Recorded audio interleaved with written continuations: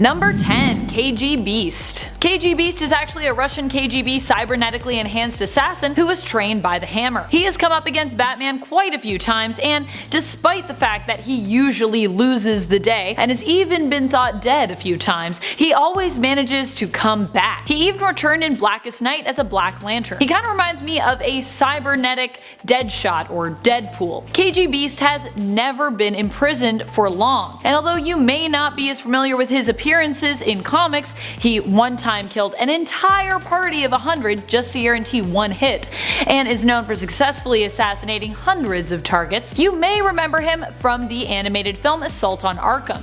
Alas, the film did not greatly do him justice, as he was one of the first to die when he attempted to call Amanda Waller's bluff, not believing that she had implanted nano explosives in their necks. His was detonated and his head exploded as soon as he stepped out of the room, making him the example for the rest of the Suicide Squad. Number 9. The Spook. A classic villain of Batman's, the Spook is Val Caliban. Well, he was until he was decapitated by Damian Wayne in an attempt to impress his father, Bruce Wayne. Spoiler alert, that did not impress Bruce. While the Spook's plans were often foiled by the Batman, to most he would seem pretty dangerous. The Spook was a criminal mastermind, escape artist, hypnotist, and minor theater illusionist. He's kind of like if somebody took a Scooby-Doo villain and made them somewhat darker and then just dropped them off in Gotham. While he was often caught by Batman, prison often could not hold him, since he was so good at escaping, and was a former architect who had actually designed Gotham's prison. He was eventually driven mad by his failures and ended up in Arkham Asylum. Number 8. Flamingo.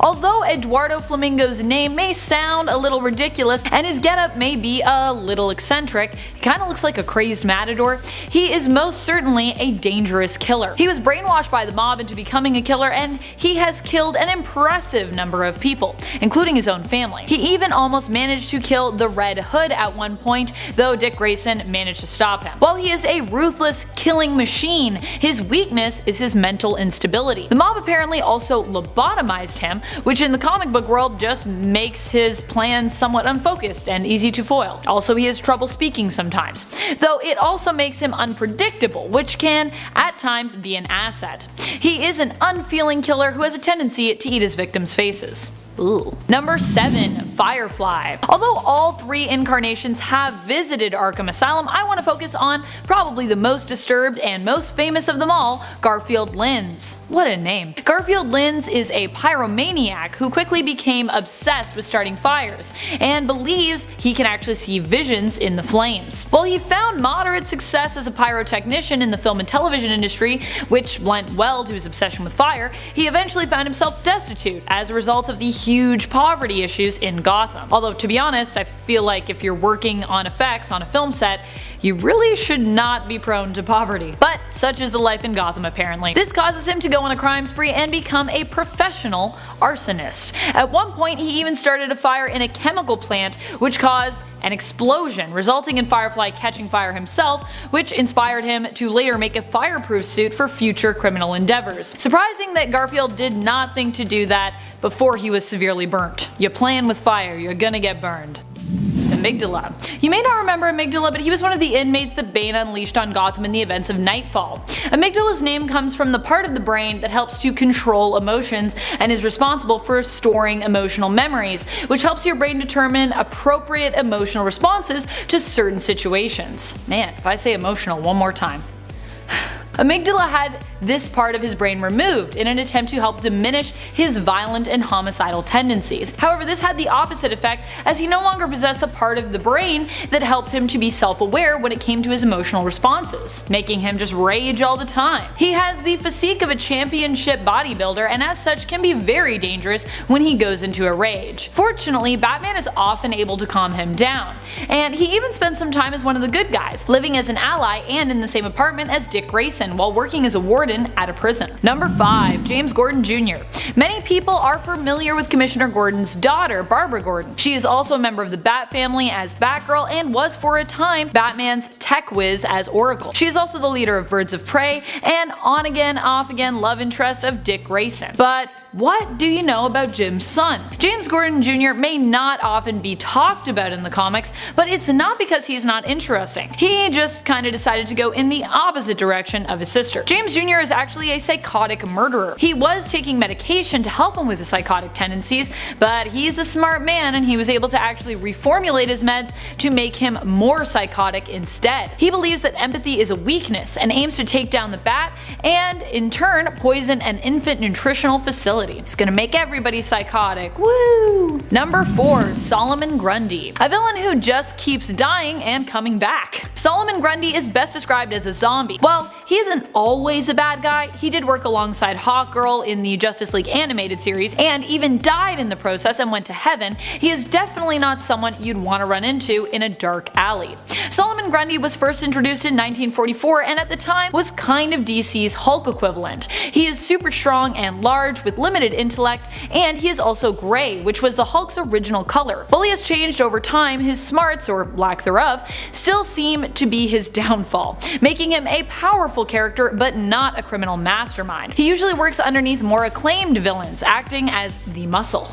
In fact, he's even been mind controlled by supervillain Gorilla Grodd for such a purpose. He appears as an asylum inmate in the Injustice games. Cheetah. One of Wonder Woman's most notable nemesis, Cheetah is slated to be the new big bad for our heroine actually in her newest film, Wonder Woman 1984. Her weird cheetah-like abilities make her a surprisingly formidable foe for Diana Prince. Though the version in the film is actually Barbara Ann Minerva, whereas the original Cheetah was Priscilla Rich, who actually made her debut only a couple of years after Wonder Woman in the comics.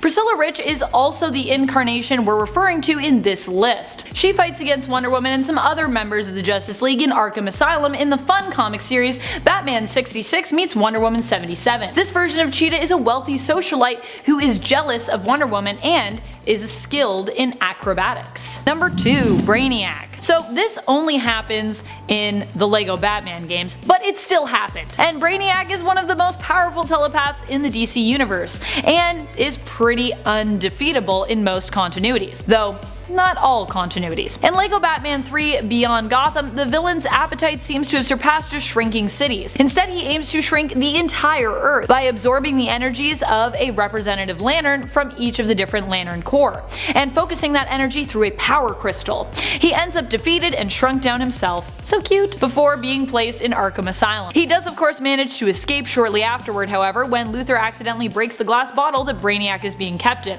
and he is returned to his normal size. Number 1. Superman. In Emperor Joker, Superman becomes an inmate at Arkham Asylum daily. He always escapes but is recaptured by Bizarro, who once again locks him up in the asylum. In this altered reality, everyone believes him to be a murderer despite the fact that he professes his innocence.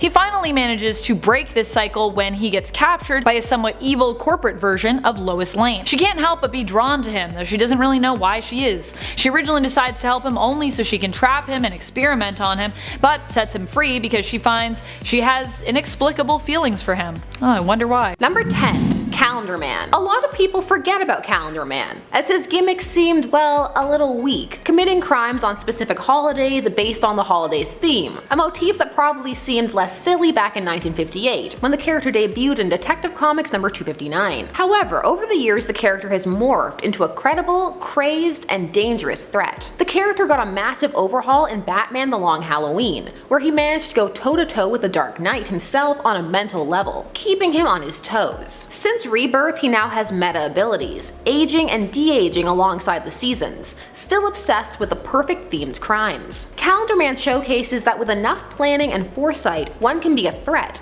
even from Arkham itself, as some of his plans have been carried out while he was still locked away. Number 9. Lockup. This character comes to us from the DCEU, that being the DC Animated Universe, the interconnected universe that began in 1992 with Batman the Animated Series and ended in 2006 with the conclusion of Justice League Unlimited. This character comes from Batman TAS, and is yet another character to make the leap from that series into the comics, a la Harley Quinn. Lockup, aka Lyle Bolton, was a guard at Arkham who felt that things were far too lax, and sets about revolutionizing it. However, his methods were so harsh they abused the inmates, and led to him being fired, which caused him to go down a path of supervillainy. As you do. That ultimately led to him being locked up in Arkham himself. The danger here is obvious. He knows the ins and outs of the system. People are already breaking out left and right and center, and now someone who worked in security there is locked up inside. Poor planning, Gotham. Poor planning. The only good thing was for a time he was content to keep people from escaping from the inside. Number 8. Jean Loring. Jean Loring comes to us from a rather contentious story arc in DC that now, thanks to the New 52 and Rebirth, is long past, but will never be forgotten. We're talking about Identity Crisis. This was a tale in which heroes' significant others are being murdered, and the heroes are trying to find out who is doing it, who has access, and why. Well, it turns out the culprit was Jean Loring, the Atom's ex-wife, who wanted to get back together with him, so conceived of a plan to murder the loved ones of heroes to get him to come back to her and protect her, even going so far as to stage an attack on herself. Once this was discovered, the Atom took her to Arkham Asylum, just locking her up with some of the most dangerous criminals while she has full knowledge of a lot of their secret identities. Atom, what are you doing? Security there is terrible. Next time, an actual credited villain will be murdering family members. Number 7. Cornelius Stirk. This character first appeared back in 1988 in Detective Comics number 592. Cornelius Stirk is a serial killer who has the ability to make his victims see him as someone else. He uses this ability to get close to his victims and eat their hearts, after inducing fear in them, as he believes that he needs the fear hormones to live. The funny thing, well, not funny haha, more like funny huh, he was actually released from Arkham in his first appearance, declared sane, but then he stopped taking his meds, and it was not only back to murder, but back to Arkham. He's not used too much, but when he is, it's terrifying. He could be anyone. He's like the salt creature from Star Trek. Number 6. Charlatan. This is the tale of what happens when you have someone who gets too close to an OG villain. Don't do it. Just stop. Paul Sloan was an actor who was hired to play Two-Face in a kind of Lifetime movie. However, during the filming, the prop master switched out the fake acid for real acid, and initially gave him the exact same disfigurement, and later it was far worse. This set him off the deep end and also led to him being highly confused as to whether or not he was Two-Face or not. In the modern version, he was hired by rogues to impersonate Two-Face, and tortured by the Scarecrow till he lost the ability to feel fear at all. Driven mad, he set out to take down the villains that hired him. Well, Batman can't have that. That's his job. So off to Arkham with him. Maybe he can get them in there. Number 5. Ragdoll. So there have been multiple Ragdolls. For our purposes, we need the first, Peter Merkel, but in the New 52 continuity. Ragdoll is a villain with the ability to just completely compress himself, so he can collapse and move under things, like a ragdoll. Hence the name. He uses his abilities for evil, because of course. While really he could probably end up in Blackgate, Batman comics have a tendency to put metas into Arkham, kind of the idea that their abilities make them crazier. Maybe they do. Number 4. Humpty Dumpty. This character first appeared in 2003 in the comic Arkham Asylum Living Hell. Humpty has a compulsive need to fix things. The only problem, not all the things he fixes are broken, and in the process he breaks them, causing things like subway accidents. He focuses on mechanical items that offend him in some way. This obsession lands him in Arkham, where he's actually one of the better inmates. He even fixes things for the other prisoners there, such as repairing the ventriloquist dummy. The only problem is he doesn't know what he's doing is wrong. So if he gets out, he will do it again, and no one knows what he will try to fix next. Number 3. The Doll Maker. The Doll Maker is the son of the Toy Man, who developed a complex due to a lack of affection from his villainous father, who loved other children far more than him. This set him on a quest to one-up his father, as he sought to truly hurt children with his toys. After being taken out by Supergirl, he is thrown in Arkham, because everyone is just dumping their villains into Arkham. No asylums in Metropolis, I guess. I mean, they all talk in there. This is how villain leagues get started. Number 2.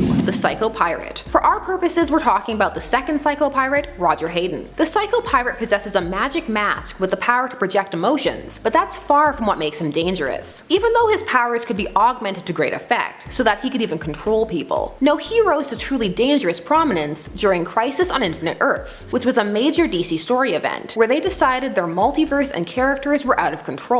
So they constructed a climactic event to merge the universes and kill off unwanted characters. This occurred in 1985 to 1986. After this event, the Psycho Pirate was the only person for a time who remembered what happened, which drove him mad, and led to him being imprisoned in Arkham. But he also contained the ability to bring some of those characters and universes forth, if he were ever able to become sane. He even managed to bring some of these characters back during Grant Morrison's Animal Man run. Since then, and after even more reboots, his powers are back to what they were when they started. But for a time, he could have undone all reality. But I mean, DC does that themselves anyway. Number 1. Who could it be? Well, it's Jason Todd, the second Robin, unless you're in the DCEU verse. Jason Todd was infamously killed by the Joker, beaten by a crowbar and left in a building wired to explode. His fate left up to reader vote, which rumor has it was ultimately decided by an angry fan with his phone on redial. Later, the character was resurrected when Superboy Prime punched the wall. Yes, he punched a wall and it ricocheted across realities, changing all kinds of things. However, when Jason first returned, he was far from fine, and for a time, some felt he was far from sane. Grant Morrison's Batman and Robin run saw the character being held in Arkham for observation, after all the havoc he had wrought, killing villains, attempting to take down the rest of the Bat family during the battle for the Cowl arc. Really? Tim should never walk again after all that? But if we dealt with injuries in comics realistically, no one would be able to do anything. Ever. Dick was keeping him in there for his own safety, allegedly. But really, how safe is that? He's really lucky that Jason was just bitter and not actually insane. Otherwise, again, secrets revealed, alliances formed, people dead, which did happen while he was there. More so after he was successfully transferred to Blackgate. When he was, the inmate suicide rate spiked. A bitter ex-Bat family member with an axe to grind, a menace to villains and heroes alike. Sounds like a dangerous inmate to me. In at number 10, the Ventriloquist. Ventriloquist, aka Arnold Wesker, is a criminal genius who suffers from dissociative identity disorder, which manifests itself in the dummy he carries around with him, a psychotic puppet called Scarface. When he first appeared in the comics, he would execute his crimes via Scarface, who was dressed up like Al Capone. There has been two others to take up the mantle of Ventriloquist aside from Wesker, who at one point was killed off in the comics. The other two are Peyton Riley and Shauna Belzer, the latter appearing in the New 52 as a foe of Batgirl's. While Wesker has no superhuman powers and lacks much of an ability in hand-to-hand combat, he's a master criminal strategist, and sometimes brains are more dangerous than brawn when it comes to Arkham Asylum. In at number 9, Maxi Zeus. Maxi Zeus is a bit more of an obscure Batman villain. He is a delusional criminal who firmly believes that he is literally the Greek god Zeus. First appearing in Detective Comics issue 483 back in 1979, Maxi was a Greek history teacher who lost his mind after he lost his wife. Using his intelligence and cunning, the character became a prominent criminal figure in Gotham. When he was initially locked up in Arkham in Batman and the Outsiders issue 14, Bat suggested that he be put in the maximum security wing. Instead, he was placed in a regular security cell and eventually escaped because of it, forming a team of mythology-based superhuman agents called the New Olympians afterwards. On top of his comic book appearances, he's also present in the Arkhamverse video games. Well, somewhat. There's a cell in the Arkham Asylum video game covered in Greek symbols implying that it was once Maxi's. You can find it in the patient pacification chamber in the intensive treatment center. Then, in Arkham City, you can find his nightclub Gotham City Olympus, along with a story that tells how he disappeared after a few electroshock therapy sessions. And at number 8, Tweedledum and Tweedledee. Upon first look, Tweedledum and Tweedledee may not be all that intimidating, but don't let their comical appearance fool you. Based off of the characters from Lewis Carroll's Alice's Adventures in Wonderland, these two were first introduced into the DC universe back in 1943. During the Golden Age, they were significantly less of an issue than they are post New 52. Their powers back then consisted of them using their fat bodies to roll and bounce around. I shit you not. These days, they have superhuman strength and resistance, essentially making them big old dangerous bodyguard types. They can lift up to 1 ton, definitely a pair that you wouldn't want to get into a fight with. And at 7, Doodlebug. Doodlebug, aka Daedalus Bach, is a self-proclaimed artist of sorts. Or rather, he believes he receives visions of inspiration and then recreates said visions on whatever canvas they indicate, which often means he uses people as a canvas. Gross. Dude is a murderer. He killed his cellmate Junkyard Dog, who was a poor fellow obsessed with collecting and investigating trash, by plucking his heart out of his chest with his bare hands. Just like, Kill Bill style. This was part of his satanic ritual, of course. Aside from having a few awkward similarities to Jean-Michel Basquiat, both physically and stylistically when it comes to Doodlebug's art, the character is one of the more obscure Arkham inmates, having only appeared in Arkham Asylum Living Hell for 6 issues in 2003. And at number 6, Death Rattle. Death Rattle actually killed our previous number, Doodlebug, as part of a demonic sacrifice. A lot of rituals going on in Arkham sometimes. Needless to say, he's one creepy dude. Erasmus Death Rattle Rain is not only a serial killer, he's also a cult leader, and claims that he's a psychic. He founded his own religion, which generally doesn't operate on any sort of ethical foundation whatsoever. He also went about killing 56 members of his congregation, so clearly it's not the most predictable of religious institutions, that's for sure. Plus he shared a cell with Warren White, aka Great White Shark, so you know he ain't a pushover. Death Rattle believes that he can communicate with the dead, and when Arkham was attacked by demons and ghosts of its inmates' victims, the former members of his church told him to throw himself into the fires and sacrifice himself. Death Rattle willingly did it, but turns out the ghost just wanted him to die and rot in hell. Ghosts have feelings too, you guys. Moving on to number 5, Prometheus. Prometheus is a villain who is a foil to to Batman of sorts. He possesses no actual superhuman abilities, but instead has undergone training similar to Bruce Wayne's. He's done intensive mental and physical training, uses similar technology to the Cape Crusaders, and even has a strobe light capable of disorientation and hypnotism. He can also download the knowledge and physical skills of his foes into his brain via a compact disc, which is like kind of insane and kind of dates him a little bit. There have been a few iterations of Prometheus over the years, with the most popular one being an unnamed villain, the son of two hippies who was traumatized at a young age when his parents were brutally killed by police. This led to him undergoing a similar journey to Bruce Wayne's, except fighting on the opposite side than the Dark Knight. In other words, a man with that kind of determination, willpower, and commitment to annihilating the forces of justice ain't someone to take lightly, especially not in Arkham. And at number 4, the Mad Hatter. Mad Hatter is yet another one of the more comical members of Batman's rogue gallery, and he's been in Arkham quite a lot over the years. First appearing back in 1948 in Batman issue 49, the Mad Hatter, aka Jervis Tetch, didn't have many friends growing up due to his physical appearance, but what he did have though was a genius level intellect, which led to him becoming a neuroscientist and inventing a mind control technology. He knows how to dominate and control the human mind like the back of his hand, often making use of hypnosis. He's also great at hiding covert mind control devices, which means he's definitely the guy that you'd want to hit up in prison to sneak in contraband. But surely, that would come with a price. In at 3, Catwoman. Catwoman, aka Selina Kyle, has straddled the line of anti-hero and villain for many years now. Initially a baddie back in the golden age of comics when she first appeared in Batman issue 1 of 1940, she's an expert burglar, skilled gymnast, and knows her way around hand-to-hand combat. Don't even get us started on her cunningness or intellect. Girl has outsmarted some of the best, even Batman at times. While she wouldn't initially be a threat on your radar if you were locked up in Arkham, piss her off and, you know, you're in for a whole lot of trouble. Selina's capabilities are not to be taken lightly, and she can kick some serious butt, especially when you least expect it. Now from one anti-hero to the next, in at number 2, Harley Quinn. Now if you were to stroll into Arkham and you're like, who's gonna be an immediate threat?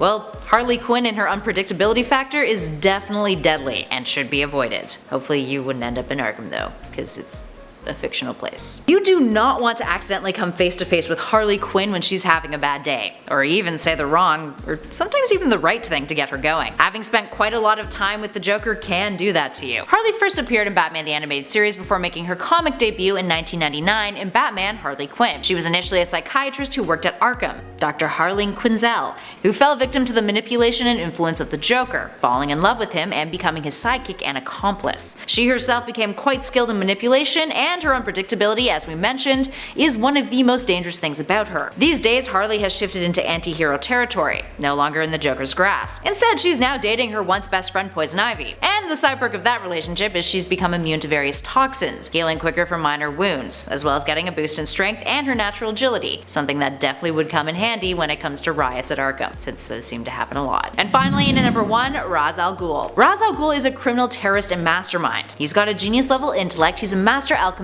a master swordsman, has longevity thanks to the Lazarus Pits, and a knowledge of mystical objects. There's a lot going on there that you would definitely not want to run into and ever cause trouble with. On top of that, he's also a villain with a point, and really, that's probably the most dangerous thing on this list. When it comes to being locked up in Arkham Asylum with Ra's is the leader of the League of Assassins, meaning he's got a whole lot of henchmen, and that is not something that is good in Arkham Asylum if you are not someone who has a whole lot of henchmen. Ra's has also been a match for Batman many a time. Hell, he respects Batman, referring to him as detective. Ra's has been described as a 700-year-old international terrorist and has come back to life on multiple occasions, meaning he's not the kind of dude you want to have holding a grudge against you. He's also a guy who believes that achieving perfect environmental balance is achieved by killing off most of humanity, so like that is also a thing. Fellow as ruthless as that ain't someone you want to be tangoing with in a prison cell, that's for damn sure. And at number 10, Mr. Freeze. There's no doubt that Mr. Freeze, aka Victor Fries, is one of Batman's most deadly foes. He's a former cryogenics expert who got into a lab accident when trying to cure his terminally ill wife. He built himself a criminal empire in order to have the funds to continue his research. Freeze ends up at the bottom of our list primarily because he's a villain who often cooperates quite well with Arkham staff, and his tragic and complex nature often lends him to be a more empathetic villain. Compared to the others on our list, or our part 1,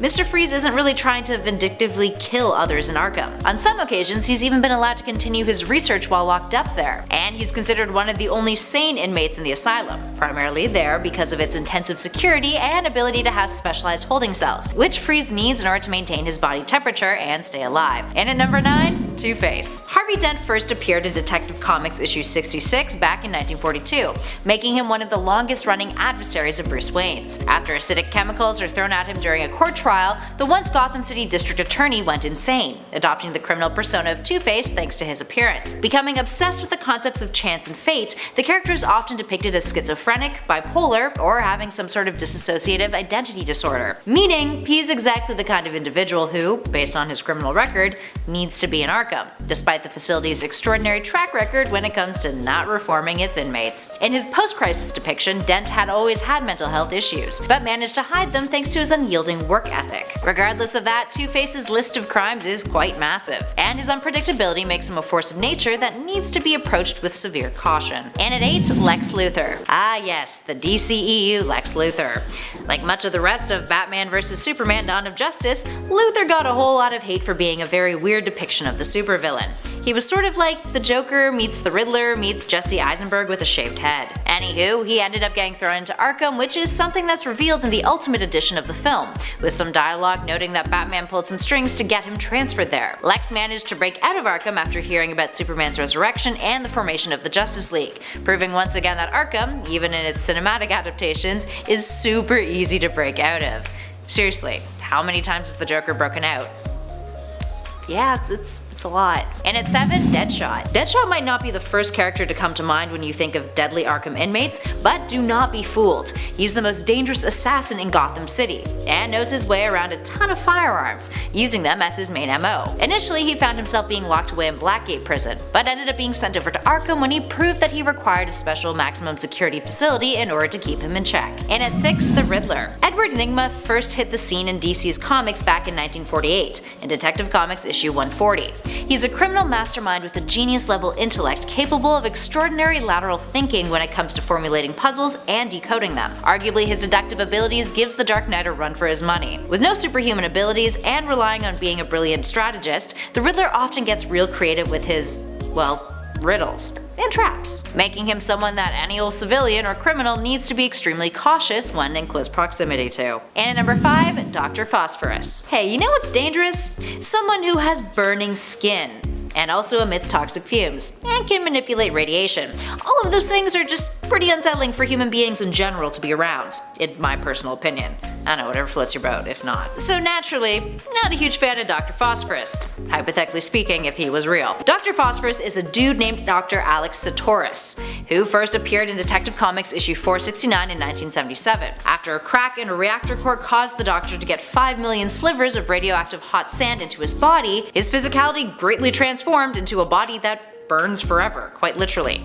A power that he only gains better control over when he sells his soul to Neuron in order to be able to wear things like clothes. Yeah. He uses his powers to get revenge against those he blames as being responsible for his terrible fate, which ends up leaving him to cross paths with good old Batman, with him being tossed into Arkham as the result. Now, he's not a villain who generally makes the rounds a whole lot, but considering his condition, he's no doubt a danger to those around him. And to anyone who tries to fight him. Not a fan of getting burned. And at number 4, Black Mask. Back during the Battle for the Cowl event, a pre-New 52 storyline, Jeremiah Arkham, who was the chief psychologist and head administrator of Arkham Asylum, lost his mind, which has happened a few times, and ended up taking on the identity of Black Mask after a project to rebuild the asylum went haywire. Now throughout the storyline, as we see Jeremiah becoming increasingly unhinged, it's eventually revealed that he is actually Black Mask, orchestrating all of these terrible things to happen in the asylum. How did he end up as Black Mask? Well, it's all thanks to the influence of Hugo Strange and the Joker. There's also a brief moment where he appears he might return to sanity, but then that's all kinda shot to shit.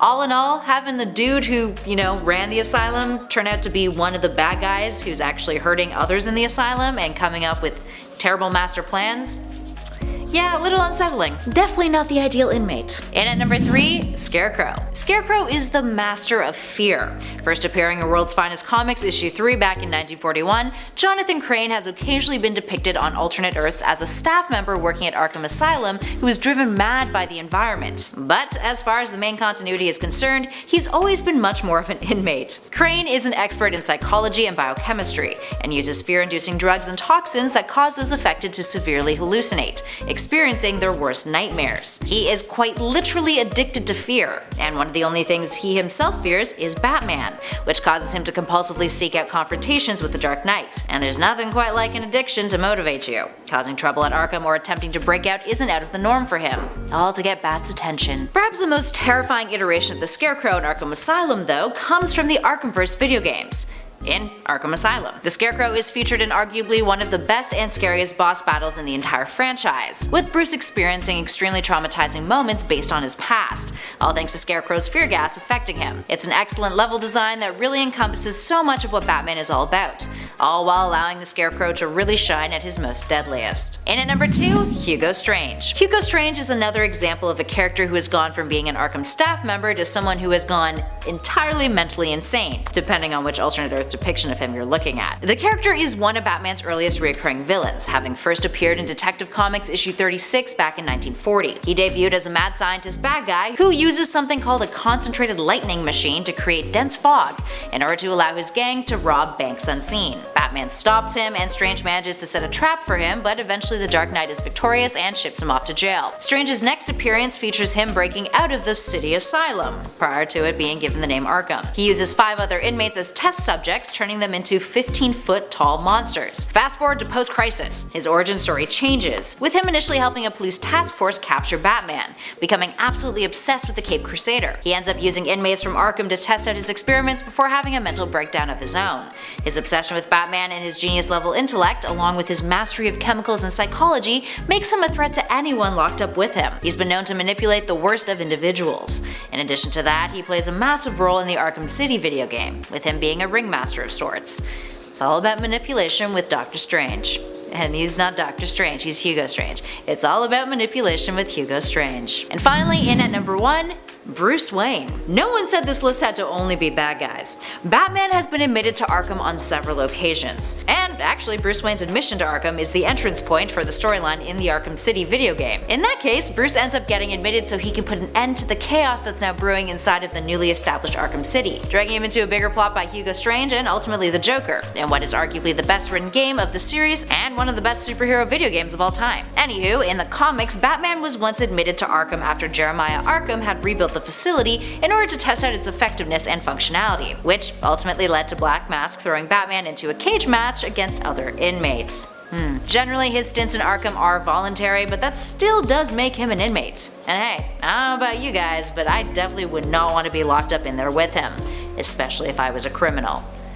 No bueno. And at number 10, Zsasz. Victor Zsasz is pretty scary. Sure, he doesn't have supernatural powers like some of the other villains on our list, but he is batshit insane and oh so dangerous. While the Gotham television series doesn't quite do him the justice that other adaptations like the Arkham video games do, Zsasz is definitely not a character to take lightly. For context, all those tallies on his body, well, there's one for each and every person that he's killed. He's proud of his kills. He wears them like a badge of honor. Zsasz also operates in a much more subtle fashion compared to other inmates locked up in Arkham. He isn't a showman, and he keeps to the shadows. Needless to say, if he were to break out of Arkham, he's the kind of threat that would have both citizens and the Gotham PD shaking in their boots. And at number 9, Man-Bat. Kirk Langstrom, aka Man-Bat, is an example of a vicious villain who needs a special holding cell, or at least when he's under the influence of his serum, that is. Langstrom was a zoologist who attempted to extract a bat's sonar sense, and tested the formula that he created on himself, which resulted in him transforming into this hideous half-man, half-bat hybrid, and also gave him the ability to have that sonar thing. So it worked, but like, bad consequences. When he has his serum, his intelligence depletes, and he goes on a mad rampage, becoming almost incontrollable. Strength, endurance, and agility reaching superhuman levels, along with the ability to see in the dark thanks to his bat-like abilities. Needless to say, Kirk is much easier to subdue and keep locked up in Arkham while in his human form. But if arriving at Arkham in his Man-Bat form, well, let's just say that I hope the security guards have a whole lot of tranquilizers on hand. Up next, number 8, Professor Pig. Professor Pig is one messed up Batman villain. This sick SOB's MO is to perfect people by making them into Dollotrons. Yes, perfect. This is a process of his in which he bonds false doll faces to his victim's face in a permanent and gruesome manner, using the likes of hammers, ice picks, cordless drills, you name him. He's versatile. One of the weirdest and most insane villains to ever be written into Batman's comics, he's genuinely disturbed, a trait that should not be taken lightly. The one reassuring thing about Pig is that while he's kept secure in Arkham, he's less of a threat than others on this list. But the second that he gets the chance to continue his work, well, let's just say you'd want to be far, far away from this inmate. And at number 7, Clay Clayface. When he was first introduced by Bill Finger and Bob Kane back in Detective Comics issue 40 in 1940, Clayface, aka Basil Karlo, was a B-list actor who began a life of crime under the guise of a villain he once played in a horror movie. It wasn't until the 50s that the shape-shifting version of Clayface came to be, as science fiction villains were on the rise during the start of the Silver Age. Karlo wouldn't return until after Crisis on Infinite Earths. Now, Clayface has the ability of using his clay-like anatomy to transform himself, and also concoct items like weapons out of his body. Clayface is an example of a villain at Arkham who requires a special cell to contain him in order to ensure the safety of everyone in the facility, and to ensure that he won't be able to break out by any easy means. And at number 6, the Penguin. Compared to others on our list, the Penguin is by no means a villain who is physically intimidating. Instead, it's this criminal mastermind's intellect and connections that makes him threatening in Arkham. Considering Oswald Cobblepot is one of the foremost powerful villains in Gotham City, whenever he's locked up in Arkham, he's well protected. You do not want to get on his bad side, or surely you'll suffer major consequences. And it won't be him doing the dirty work, that's for sure. Penguin has proved his ingenuity and cruelty on many an occasion, and even when he's locked up, he's still got major influence over what happens outside of Arkham's walls, and of course, within them. And at number 5, Killer Croc. Killer Croc is an obvious inclusion on this list. Look at him. Killer Croc is another villain who requires his own specially made holding cell, which is actually often depicted as the sewers of Arkham Asylum. This is because of his deadly strength and sheer size. In addition to those traits, he also has enhanced endurance and speed, with skin that is nearly impenetrable, even from high caliber weapons fired from a distance. So needless to say, he's not a villain whose cell you'd want to accidentally wander into. And at number 4, Great White Shark. Great White Shark, aka Warren White, is the perfect example of the kind of effect that Arkham can have on an individual. While his origin story might not be as popular as someone like Harley Quinn's, both of which are tied integrally to Arkham Asylum, Great White Shark's is perhaps more ruthless, since his transformation was a means of survival rather than the product of manipulation. Now, prior to his time in Arkham, Warren White, who first appeared in Arkham Asylum Living Hell issue 1 in 2003, was a crooked financier who was nicknamed Great White Shark for his ruthlessness when embezzling millions from his company's pension fund. When he was caught, he pled insanity, which led to him being sent off to Arkham. He had manipulation didn't do it for you? Well, surely the Clown Prince of Crime's more off-kilter ways of manipulation will. The Joker has that certain je ne sais quoi when it comes to his manipulation. I mean, look at what he did to Harley Quinn, and yeah, that probably didn't turn out for the best, did it? There's been multiple times in the comics that the Joker has managed to get out of Arkham Asylum, and also many a times in other adaptations too. I mean, that's how the Arkham Asylum video game goes down and what ends up leading to him getting out into Arkham City. It's intense. Dude always has a plan in some weird twisted way. A plan that always manages to fuck with Batman. But back to the comics. In Frank Miller's The Dark Knight Returns, the Joker manages to manipulate his way out of Arkham once news of Batman's return surfaces, with the villain feigning that he's returned to sanity to the point where he and his psychologist land a spot on a popular talk show in Gotham. And what does he do? He uses his Joker toxin to straight up murder the entire studio audience, his doctor, the crew, the host, pretty much everyone in that studio, and then escapes. Classic Joker behavior. There's no length that he wouldn't go to in order to encounter his beloved bats, or to creatively murder a slew of people in a way that he found comical. Dude's all about the joke, with the butt of that joke often being mass homicide.